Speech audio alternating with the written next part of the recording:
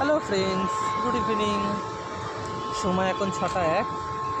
আর আজ স্যাটারডে, তো আজ তাড়াতাড়ি ছুটি হয়ে যাওয়ার কথা, কিন্তু এখনও আমার ছুটি হয়নি। আমি এখনও এই যে আমাদের অফিস ওই দিকটায়, আমি অফিসের তলে একটু হাঁটাচলা করছি, তাই ভাবলাম তোমাদের সাথে একটু কথা বলি। ছুটি হবে, আর একটু পর বেরোবো। একটা পার্সেল দিয়েছি, সেই পার্সেলটা আসলে ওটা নিয়েই বেরিয়ে পড়বো। এখনও দেখো আমি কাজের ড্রেস পরে রয়েছি। বলো, পাশে এরা দেখো খেলাধুলা করছে ওরা। তো আর বলো, তোমরা কেমন আছো, কি করছো?